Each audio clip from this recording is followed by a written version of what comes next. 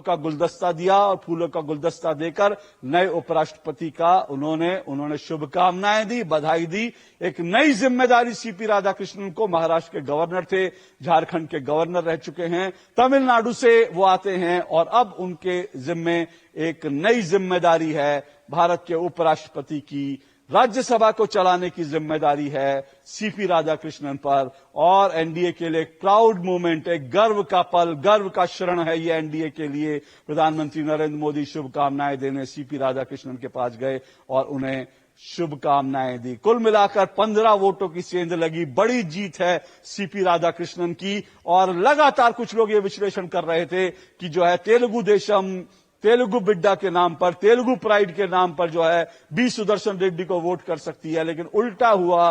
बल्कि ये कह सकते हैं कि कई सांसदों ने, 15 कम से कम सांसदों ने जो विपक्षी खेमे के थे, उन्होंने सीपी राधाकृष्णन के लिए वोट दिया। और प्रधानमंत्री नरेंद्र मोदी ने पहले ही सीपी राधाकृष्णन के लिए कहा था कि वो एक योग्य व्यक्ति हैं और वो इस पद के बिल्कुल योग्य हैं। तो इसलिए जो है आप देख रहे हैं, आप प्रधानमंत्री नरेंद्र मोदी उनको शुभकामनाएं देने के लिए पहुंचे हैं। और जब प्रधानमंत्री नरेंद्र मोदी की तरफ से, एनडीए की तरफ से जब सीपी राधाकृष्णन का नाम तय किया गया था, तो ये भी एक चौंकाने वाला फैसला था, बहुत चौंकाने वाला फैसला था। बहुत से राजनीतिक विश्लेषक ये कह रहे हैं कि बीजेपी की नजर दक्षिण की राजनीति पर है, तमिलनाडु पर है, लेकिन प्रधानमंत्री नरेंद्र मोदी और साथ साथ उनकी टीम के जो फैसले होते हैं वो शायद क्षेत्रवाद से ऊपर उठकर होते हैं। और सीपी राधाकृष्णन को कई अन्य कारणों से चुना गया, इसको लेकर कई बार बीजेपी की तरफ से बताया गया और बीजेपी ने इसे नक्सलवाद बनाम राष्ट्रवाद की लड़ाई कहा कि सीपी राधाकृष्णन राष्ट्रवाद के प्रतीक हैं, जबकि नक्सलवाद के प्रतीक उन्होंने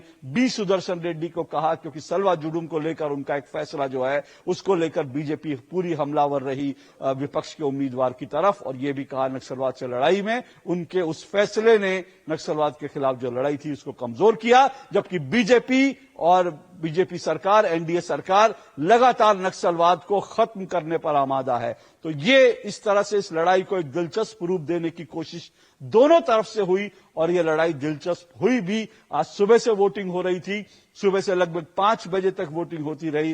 प्रधानमंत्री नरेंद्र मोदी ने उसमें वोट किया और प्रधानमंत्री नरेंद्र मोदी से पहले जो है पंजाब और हिमाचल प्रदेश जो बाढ़ आई थी उसका जायजा लेने गए थे, फिर उसके बाद उन्होंने आकर वोटिंग की। राहुल गांधी भारत से बाहर थे, विदेश में थे, और राहुल गांधी भी पहुंचे और उन्होंने भी वोटिंग करी और इसीलिए यह चुनाव बड़ा दिलचस्प हो गया था। लगातार दोनों तरफ से ये